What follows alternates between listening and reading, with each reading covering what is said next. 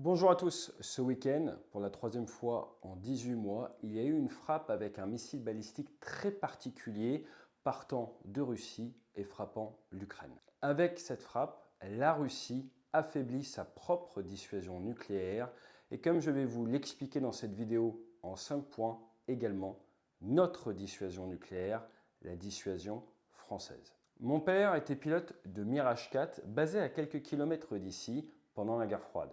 Il a réussi sa mission de dissuasion car il n'a jamais décollé. La France n'a jamais eu besoin d'utiliser ses avions vecteurs nucléaires ou CSNLE. Et c'est ça la dissuasion, une menace tellement crédible qu'elle n'a pas besoin d'être utilisée. Ce week-end, certaines règles qui pourtant font la grammaire nucléaire ont été violées et on va voir des conséquences. Juste avant d'attaquer, comme vous le savez, déclaration de biais, je suis un ancien pilote de la marine française, j'ai servi la France, j'ai été formé aux États-Unis, mon père était bombardier nucléaire comme je viens de vous expliquer et aujourd'hui on va s'intéresser à ces 5 points. On ne va pas essayer d'expliquer le pourquoi du comment de cette frappe d'un point de vue politique, ce n'est absolument pas notre état final recherché sur cette chaîne. Il y a plein d'autres moyens de vous informer là-dessus. Aujourd'hui, on va se concentrer sur l'impact franco-français. Premier point très important sur l'armement nucléaire que beaucoup de personnes ne comprennent pas. Non, l'arme atomique n'a pas été utilisée que 2 fois dans l'histoire de l'humanité. Elle est en fait employée tous les jours par les États dotés afin de dissuader. Donc tous les jours, depuis les années 40, vous avez utilisation de l'arme nucléaire afin de dissuader un adversaire. Or, cela fait des décennies que cela fonctionne et comme disait Clausewitz, la guerre est un caméléon qui change de nature à chaque engagement. Et ces dernières années, vous allez voir, nous avons eu de nombreux engagements et le caméléon se transforme devant nos yeux. Cette transformation n'a pas lieu qu'en Ukraine, elle a lieu sur différents conflits. 5 impensables, 0 riposte nucléaire depuis 36 mois. La Russie, Israël, l'Inde, le Pakistan, tous ces pays dotés ont été touchés sur leur territoire pour la plupart par des missiles balistiques. Vous avez également des bases US au Qatar, Bahreïn, aux Émirats et même la France qui a vu certaines de ses bases à l'étranger touchées et ciblées. 0 riposte nucléaire. Vous allez me dire tant mieux, mais le caméléon évolue.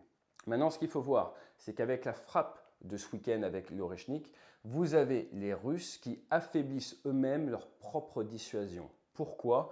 Parce qu'ils offrent de l'information à leurs adversaires, ils offrent de l'information à l'OTAN. La trajectoire peut être mesurée, la dispersion documentée, étudiée, de la télémétrie faite. Avec 3 tirs en 18 mois, ce sont 3 paquets de renseignements offerts à l'adversaire pour mettre en place de quoi contrer ce missile. Et la première règle du secret opérationnel, c'est que les meilleures armes sont celles que l'on n'utilise jamais. Pour vous donner une idée, quand on vole en tant que pilote français, vous avez des restrictions quant à l'emploi par exemple de votre guerre électronique fonction d'appareils de compétiteurs, donc pas forcément alliés, dans la zone. Si vous savez qu'il y a un bateau russe, à mon époque déjà, qui passe au large de Ouessant, vous n'avez pas le droit d'utiliser certains systèmes sur votre Rafale de manière à vous assurer de ne pas offrir du renseignement à un compétiteur potentiel. C'est la base, violée encore une fois ce week-end. Deuxième point, l'intimidation n'est pas de la dissuasion. Ce missile balistique est une arme de saturation, absolument pas une arme de précision. Pas besoin de précision quand on tire du nucléaire. Et avec ces 36 sous-munitions, on a bien vu les images, ça part un petit peu partout, mais vous n'êtes pas là pour cibler quelque chose de précis. L'effet militaire de votre charge nucléaire vient gommer tout ça. Donc là, on était clairement, comme tout le monde l'a dit, sur un acte politique absolument pas tactique, sur une sorte de frappe-signal, mais c'est la troisième. C'est la troisième et ça continue. À partir de là, et ça avait été bien posé par notre président de la République dès 2020, il y a une grammaire française et on va retourner au texte. 7 février 2020, les armes nucléaires ne doivent pas être conçues comme des outils d'intimidation, de coercition ou de déstabilisation. Et donc là, clairement, 2020, on voit que cette phrase a assez mal vieilli et on va attaquer le vrai sujet. En France, notre doctrine nucléaire, elle repose sur nos intérêts vitaux pour lesquels on entretient un flou volontaire, ce qui est un atout puisque l'adversaire ne sait pas exactement quand est-ce qu'on va décider de déclencher le feu nucléaire. Mais ce flou, on peut le dire, est rempli d'une certaine manière par la non-réaction d'autres États dotés qui se font attaquer. On a vu Israël, le Pakistan, l'Inde et forcément la Russie.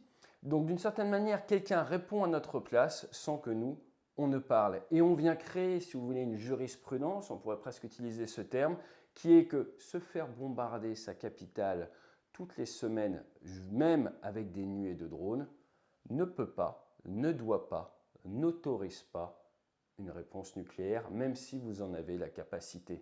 À partir de là, on est en plein dans un de mes sujets préférés en conférence en entreprise sur la Sécu, la normalisation de la déviance théorisée en 1996. Il y a 5 ans, vous demandiez à n'importe quel politique, n'importe quel expert militaire, n'importe quel analyste de défense, est-ce qu'à votre avis c'est possible qu'une capitale d'un État doté se fasse attaquer par des drones qui sont en fait des missiles de croisière de manière quasi quotidienne sans réponse massive de la part du pays doté? Il vous dirait non, c'est pas possible. Et c'était justement dans ce contexte-là.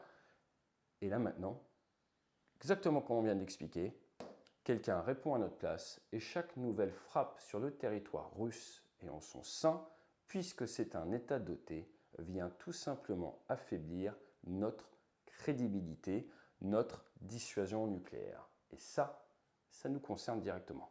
Rajoutez un autre point sur lequel on parle souvent sur cette chaîne, c'est la propagation au non étatique. Alors vous allez me dire, ça existait déjà sous une certaine forme avec le terrorisme, mais maintenant il y a la capacité de projection.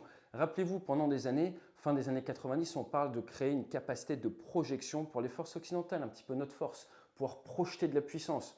Moi, je suis chef de patrouille, j'étais chef de patrouille projection de puissance. Eh bien, grâce à la technologie, grâce à la facilité d'accès maintenant à des missiles one-way, donc en fait à des missiles de croisière, ces drones, vous avez désormais une capacité non étatique à pouvoir embêter un État doté sous le seuil. Et il ne faut pas oublier également qu'on a des nouvelles zones de conflictualité, que ce soit informationnel, dans l'espace ou surtout informatique. En définitive, qu'est-ce que ça veut dire pour nous Français? Eh bien, après des années justement de projection de puissance et capacité à fixer l'adversaire loin de nous, ce qui a été fait avec une certaine externalisation du front en Irak, en Afghanistan, dans le Sahel, eh bien on se rend compte que la guerre est en train d'évoluer, de muer extrêmement rapidement, que de nombreuses hypothèses sont en train de tomber, comme le fait que nous sommes les seuls vraiment à pouvoir projeter de la puissance, et surtout que notre parapluie nucléaire est mis à mal à cause de toutes ces frappes sur les pays dotés. En définitive, on voit que la nouvelle loi de programmation militaire, il y a une volonté de réaccélérer, on injecte de l'argent, mais au final, est-ce qu'on comprend vraiment ce qui est en train de se passer? Et ce qui se passe, c'est que la dissuasion, comme nous l'avons connue, comme elle nous a protégés, comme elle a fonctionné pendant des décennies, est en train de s'effriter au fur et à mesure que des nations dotées se font agresser en leur sein sans pouvoir répondre, pour des raisons évidemment politiques, avec le feu nucléaire. À partir de là, comme on l'expliquait il y a déjà plusieurs années dans Au-delà de l'Ukraine, vous devez comprendre que la dissuasion actuelle repose sur 3 piliers et à l'heure actuelle, on commence à accepter le deuxième même si on ne se donne pas les moyens et on n'entend pas trop parler du troisième. Premier pilier, dissuasion nucléaire, indispensable. Deuxième pilier, dissuasion conventionnelle. Et ça, on essaye de réaccélérer, mais pour cela, il faut de la masse, chose et direction vers laquelle on ne va pas assez, si vous voulez mon avis.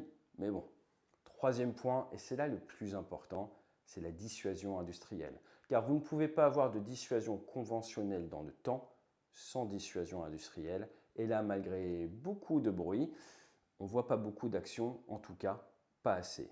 Ce qui est sûr, c'est que quand on voit des tirs de missiles balistiques à vocation nucléaire de manière conventionnelle sur des pays à quelques milliers de kilomètres seulement de Paris, il est urgent de comprendre l'impact pour notre sécurité et de faire évoluer notre doctrine, d'essayer d'être devant l'avion, comme on dit, dans l'anticipation, plutôt que dans la réaction.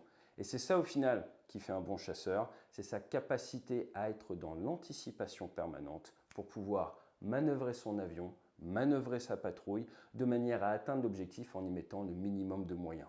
Quand vous êtes dans la réaction, derrière l'avion, c'est toujours beaucoup plus énergivore et ça coûte beaucoup plus de jus de cerveau si, par miracle, vous arrivez à atteindre la mission. Parce que malheureusement, généralement, la posture réactive au combat, quand vous ne dictez pas le tempo, quand vous ne dictez pas la situation à l'adversaire, ça a tendance à être beaucoup plus compliqué. Dans tous les cas, je vous souhaite une excellente semaine. N'hésitez pas à vous abonner, partager si ça vous a plu. Je vous dis fly safe. Et puis si vous voulez qu'on se croise, conférences, workshops, on a même le e-learning sur des sites web. Ou pourquoi pas, c'est l'été, venez voler avec nous sur Bassin d'Arcachon. Je vous dis à très vite et fly safe.